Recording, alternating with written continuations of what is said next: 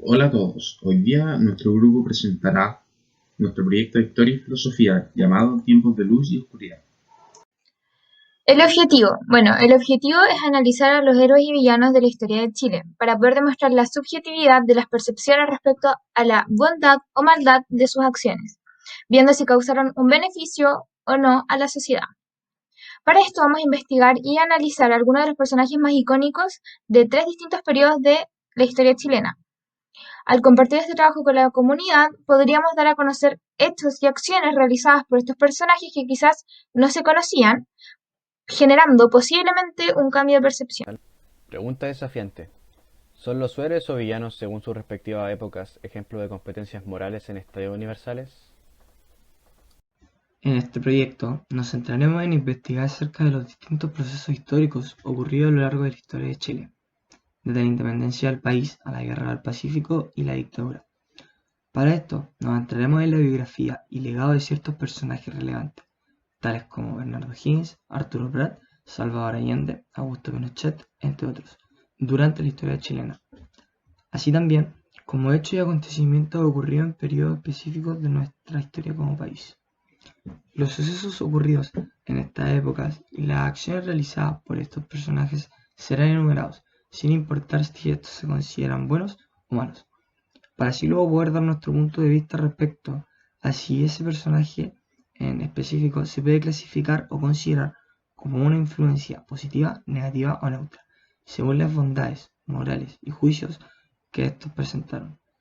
Como respaldo también investigaremos las competencias morales según Colbert, personaje el cual habla acerca de cómo estas competencias radican en el carácter, influyendo en el liderazgo, ya sea en visiones perspectivas o estratégicas. Para la realización del producto final, el cual es nuestro proyecto de disertación Canvas, explicaremos y analizaremos el pasado de estos personajes según sus morales y hechos. Durante nuestra presentación veremos tres grandes procesos ocurridos en la historia de Chile. Primero, partiremos hablando de la independencia de Chile, en el cual elegimos a dos grandes personajes icónicos, Bernardo Higgins y José de San Martín, los cuales tuvieron una gran influencia durante este periodo. Bueno, la independencia de Chile fue un proceso el cual se considera como su punto de partida el 18 de septiembre de 1810, gracias a la primera junta de gobierno, y su término el 28 de enero de 1823, gracias a la abdicación de Bernardo Higgins. Este proceso se dividió en tres grandes etapas. Primero, la Patria Vieja, el cual fue un proceso que duró desde 1810 a 1814, y sus hitos más relevantes fueron la creación del Congreso Nacional, el golpe de Estado por parte de José Miguel Carrera, la batalla de Hierbas Buenas y el desastre de Rancagua, para así pasar a la Reconquista, la cual tomó lugar desde 1814 a 1818, en los cuales los principales acontecimientos fueron la abolición de las leyes de O'Higgins y Carrera, la vuelta al funcionamiento de la antigua colonia, la continua movilización de los patriotas Manuel Rodríguez y José Miguel Neira por mantener la causa de la independencia viva y la batalla de Chacabuco, para así dar paso a la última etapa, la Patria Nueva. Esta nueva y última etapa tomó lugar en los años 1817 a 1823 y sus principales acontecimientos históricos fueron la ocupación de Concepción Talcahuano por parte de los realistas, la batalla de Cancha Rayada y la batalla de Maipú, en la cual se vio el famoso abrazo de Maipú. Bernardo Higgins Riquelme fue un militar y político chileno considerado como padre de la patria por su participación en el proceso de independencia del país. Nació en Chillán el 20 de agosto de 1778 y falleció el año 1842. Comenzó sus estudios en Chile y luego fue trasladado a Perú, donde estudió hasta la edad de 17 años, y finalizó estos en una academia de Inglaterra, donde aprendió distintas disciplinas. Al término de sus estudios, volvió a Chile debido a que su padre había muerto y se debía encargar de la hacienda familiar, pero el barco en el que viajaba fue destruido y él pudo llegar a España, donde aprendió acerca de las nuevas ideas revolucionarias y liberales de ese tiempo. Al volver a Chile, trabajó en la hacienda de su padre y luego comenzó a adentrarse en el camino político, siendo elegido como alcalde de Chillán en el año 1805. 5 años después de ese acontecimiento, fue elegido diputado de la recién formada Junta de Gobierno y fue nombrado coronel del Ejército en 1811. Se enfrentó contra José Miguel Carrera en 1814 en el combate de Tres Acequias. Sin embargo, O'Higgins y Carrera se unieron para enfrentar la invasión de las fuerzas realistas dirigida por Mariano Osorio, que tenían como fin reconquistar Santiago. Esta batalla fue una brutal derrota para los patriotas, ya que solo lograron salir con vida 300 hombres, y por la magnitud de este masacre, esta llamada fue llamada el desastre de Rancagua. Además de que cerró una etapa dentro de la patria y permitió la restauración de la Real Audiencia temporalmente. Derrotado, O'Higgins viaja a Mendoza, donde lo esperaba José San Martín, para así formar el Ejército Libertador de los Andes y lograr por fin la independencia de Chile. El Ejército de los Andes cruza la cordillera en 25 días y logran la victoria contra los realistas en Chacabuco en 1817. O'Higgins asumió como director supremo el 16 de febrero de 1817 y en este puesto abolió los títulos de nobleza y declaró la independencia de Talca en 1818. Poco después fue herido y derrotado por los realistas en la batalla de Cancha Rayada, la cual fue una batalla muy injusta, ya que los realistas atacaron de noche, pero logró formar una escuadra poderosa, asegurando para Chile la dominación del Pacífico. Inspirado en las ideas del despotismo ilustrado, O'Higgins creía en la necesidad de un gobierno fuerte mientras el pueblo aprendía a gobernarse por sí mismo. En 1818 hizo aprobar una constitución dictatorial, fomentó la educación popular y las obras públicas, pero no logró suprimir los mayorazgos ni impedir la bancarrota del país. La preocupación de O'Higgins por anular cualquier oposición política suscitó los recelos populares tras el fusilamiento de su rival José Miguel Carrera. Promulgó una nueva constitución en 1822, pero no pudo evitar las sublevaciones de Concepción y La Serena. A petición del Cabildo de Santiago, renunció a todos sus cargos y se autoexilió en Lima, donde falleció el día 24 de octubre de 1843 a los 64 años. José de San Martín fue un militar y político rioplatense y uno de los libertadores de Argentina, Chile y Perú. Nació en Yapeyú, provincia de Corrientes, el 25 de febrero de 1778. Cuando tenía 3 años se trasladó a Buenos Aires, Argentina, y a los 7 años de edad embarcó a Madrid, lugar en el cual estaría y se formaría académicamente. En el año 1789 ingresó al regimiento de Murcia, donde fue condecorado con la medalla de oro por su buena participación en la batalla de Bailén contra el ejército de Napoleón Bonaparte. Años después se enteró de lo que estaba ocurriendo en la época en América y decidió volver para así participar en la lucha de independencia de su país. Estando en Argentina, se convirtió en comandante del ejército argentino y forma el reconocido Regimiento de Granaderos a Caballo y la Logia Lautaro. El Regimiento de Granaderos a Caballo tuvo como bautizo de fuego la batalla de San Lorenzo el 3 de febrero de 1813, resultando victoriosa a favor de las tropas San Martín, obteniendo la cifra de tan solo 16 bajas. El 3 de diciembre se le nombró jefe del Ejército del Norte y se retiró a Córdoba para atender su salud y preparar su plan libertador continental. Se resguardó en Mendoza a las tropas chilenas dirigidas por Bernardo O'Higgins, que venían de ser masacrados en el desastre de Rancagua, y colaboran para formar el Ejército Libertador de los Andes, que tiene como fin lograr la independencia de Chile.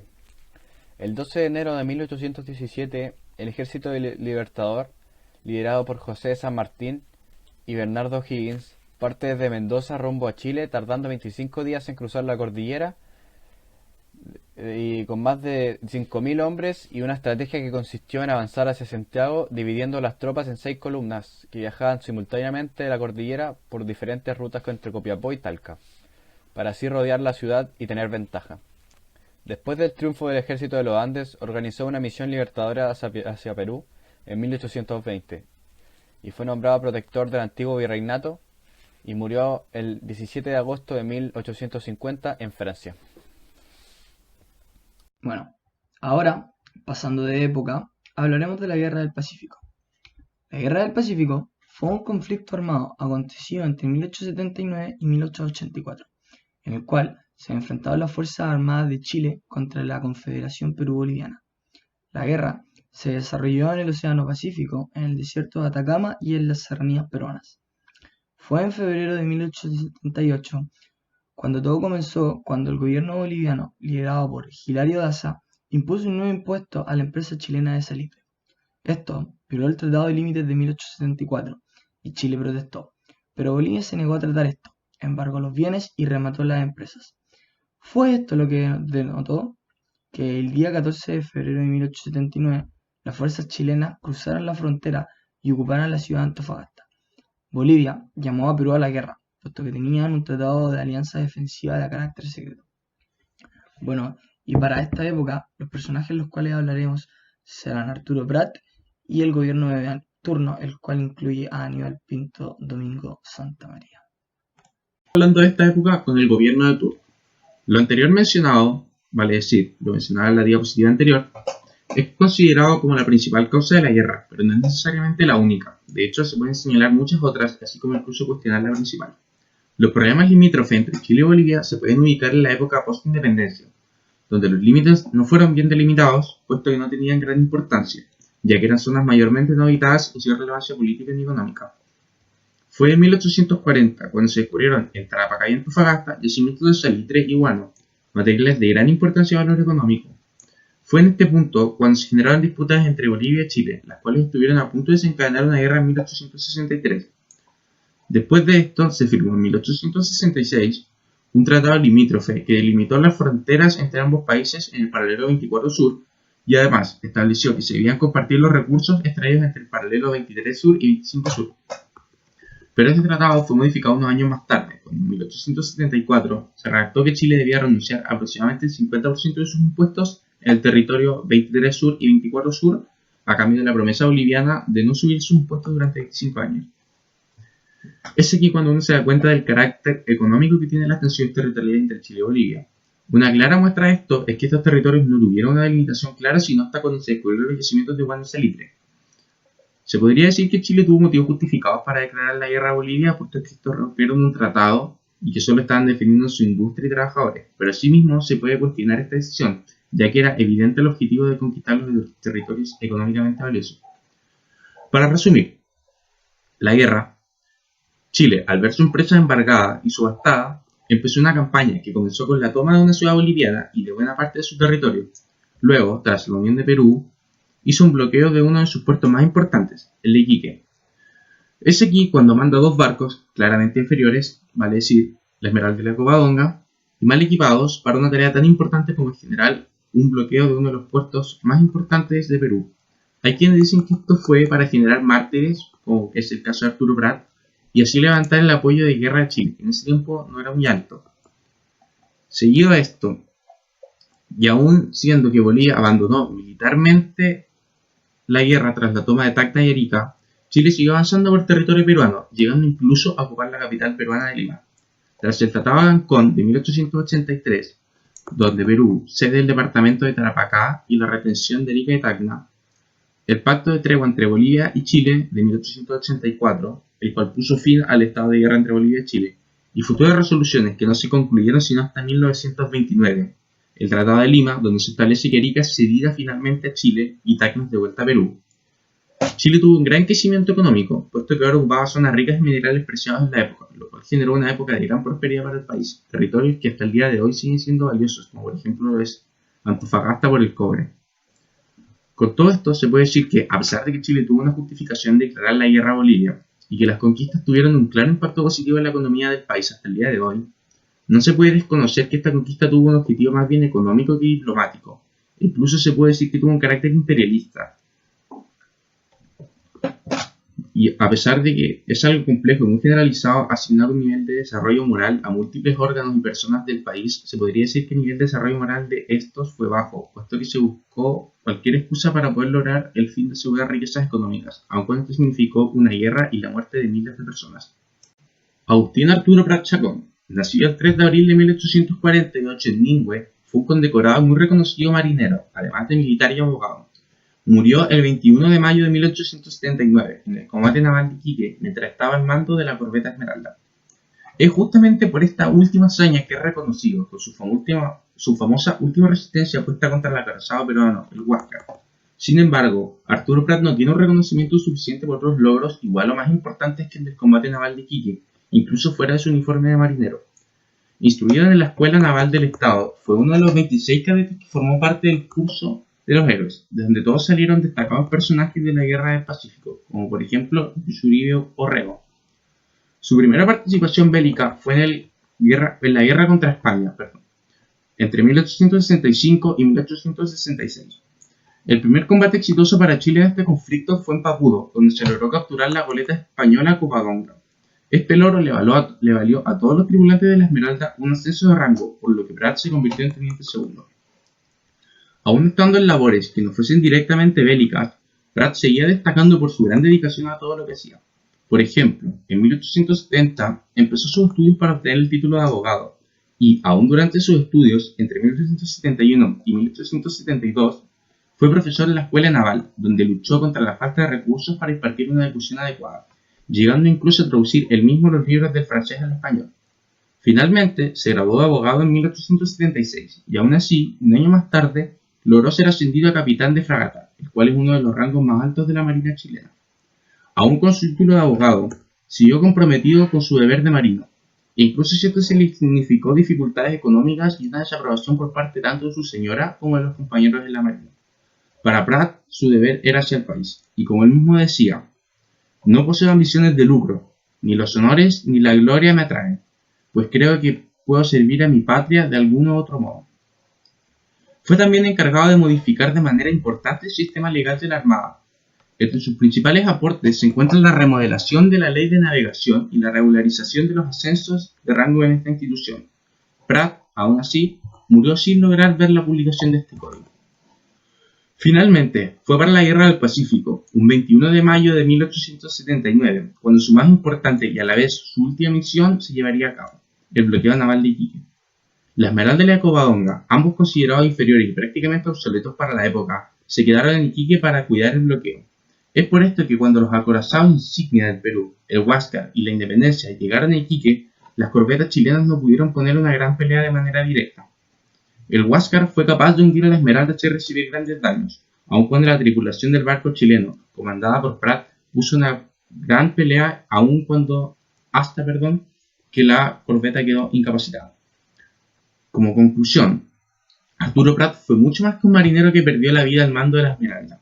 Fue un hombre que dedicó toda su vida y finalmente la perdió por su deber a la patria. Se puede decir que tuvo un alto nivel de desarrollo moral, ya que actuaba por sobre sus necesidades y más por el bien de todo su país, ya que según él era su deber servir primero a su patria.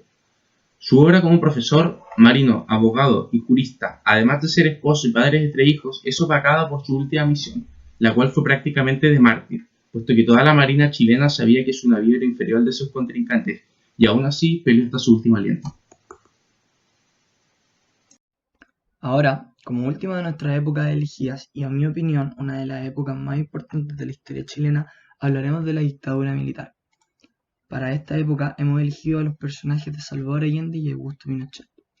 Bueno, la dictadura militar, encabezada por el general Augusto Pinochet, fue ocasionada gracias a la coordinación de las Fuerzas Armadas, policial y aérea contra el expresidente Salvador Allende.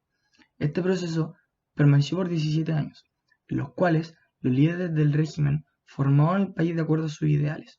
Lo más controversial de esta época fue la continua represión ideológica política que se vivió, la cual fue reprimida con absoluta violencia, dejando miles de muertos, heridos, detenidos desaparecidos y personas exiliadas de nuestro país. Bueno, Salvador Allende nació en 1908 y murió en el año 1973 al momento que fue bombardeada la Moneda con el expresidente dentro del establecimiento. Esto causó su muerte por parte del mandato de Augusto Pinochet. Él fue un médico cirujano, un político socialista y el primer presidente socialista y marxista del mundo. Fue elegido democráticamente. Él siempre estuvo con un interés hacia la salud pública. Al tener cerca de 30 años fue elegido como diputado de Valparaíso y Quillota. También fue ministro durante el periodo de presidencia de Pedro Aguirre Cerda. Luego fue elegido como senador hasta el año 1970. Finalmente fue elegido como presidente de la República. Pero si bien fue electo para ser presidente, antes de esto se había postulado en varias ocasiones. Pero en el año 1952, la cual fue su primera postulación para ser presidente, fue expulsado de su partido al haber sido apoyado por un partido comunista. Luego en 1958 fue apoyado por el Partido Socialista y Comunista, pero aún no pudo haber sido electo. Después, en el año 1964, cayó ante Eduardo Frei. Finalmente, ganó en el año 1970 con un total de 36,3% de los votos. Su mandato comenzó con bastantes problemas, pero de poco a poco se fueron solucionando. Una de las primeras cosas que realizó Allende fue cambiar las empresas de un estado de privatización a manos del gobierno. También hizo que se concretara la nacionalización del cobre, lo cual trajo problemas con Estados Unidos al estar en contra de este partido socialista ese país. Con el paso de los pocos meses comenzaron los problemas económicos graves en el país, tal como la incontrolable inflación debido a los inmensos gastos que realizaba el Estado, trayendo como consecuencia el no tener recursos suficientes como para poder mantener empresas. Y con ello, el conflicto. En temas de ciudadanía y de población, no habían recursos suficientes para poder mantenerlos. A pesar de todos los problemas, él no quiso dar su poder. Pero aún así, Allende fue derrocado por el golpe de Estado de 1973 encabezado por Augusto Pinochet, con la ayuda del gobierno de Estados Unidos, el cual quería la finalización de este partido en el país, ocurriendo con ese hecho su muerte. Bueno, en las partes morales, un estadio, según Colbert, que podría identificar la situación de Salvador Allende, es el número 4, el cual es las normas sociales establecidas. Esto debido a que dice que hacer lo correcto es cumplir las normas socialmente establecidas para poder proporcionar un bien común. Hecho que sí tiene estrecha relación con Allende, ya que él buscaba escuchar todas las voces del pueblo, tal como lo dice la ideología que además lo representaba, el cual buscaba la igualdad entre toda la población. Además, este estadio dice, se tiene conciencia de los intereses generales de la sociedad y estos despiertan un compromiso personal. Hecho que también es cierto, ya que como fue mencionado anteriormente, Allende tenía como meta hacer que el país estuviese cómodo con las cosas que él realizara para, como dije anteriormente, tener la igualdad entre toda la población. Augusto Pinochet Ugarte nació en el año 1915 y falleció en el 2006. Él encabezó la dictadura militar en Chile durante el 11 de septiembre de 1973 hasta el 11 de marzo de 1990. Su fácil y eficaz golpe de Estado fue logrado gracias a que poseía el título de comandante en jefe del ejército chileno, al igual que se le sumaba el apoyo de Carabineros de Chile y de la Marina, en contra del gobierno de Salvador Allende, presidente del cual fue hablado anteriormente. Pinochet fue responsable de violar en múltiples ocasiones los derechos humanos de las personas durante la dictadura, en el que toda opinión política que fuese contraria a la de él era castigada. Es más, existen informes los cuales detallan las múltiples masacres, torturas físicas y psicológicas, exilios y muertes, ya sea por tener una ideología política distinta a la de él o por estar en protestas contra el régimen. Él fue el encargado de disolver el Congreso, crear una nueva constitución, la cual estuvo vigente hace un par de días atrás, implementar un nuevo sistema económico y modificar el sistema de pensiones con la creación de los muy conocidos AFP. La dictadura en sí quiso mejorar el país en ámbitos económicos, lo cual es lo más recalcable que se podría rescatar de lo que ocurrió, ya que antes Chile venía con un gran desequilibrio económico. En general, también disminuyó el PIB a un 2% antes de la crisis económica del 82. Disminuyó el impuesto de exportaciones y la potenció a escala global e implementó una reforma de privatización. Caso que con el presidente anterior había ocurrido lo contrario, ya que todo lo que fuera de empresas o de cosas privadas iban a manos del Estado. Ahora Pinochet lo que hizo fue traer la privatización de vuelta, la cual benefició el desarrollo y la sustentabilidad de la nueva economía chilena. Gracias a lo investigado y analizado, podemos concluir que Augusto Pinochet pertenece al segundo estadio moral de Colbert, ya que tal y como se indica en la descripción del segundo nivel, la cual dice favorecer los propios intereses, esta dice que el individuo tiene por objetivo hacer aquello que satisface sus intereses, considerando correcto que los otros también persigan los suyos. Es algo que se puede ver en Pinochet, ya que él impulsó y promovió su régimen de dictadura en base a sus principios políticos de extrema derecha y reprimió con extrema violencia a quienes no la apoyaran o compartieran. Respuesta a pregunta desafiante.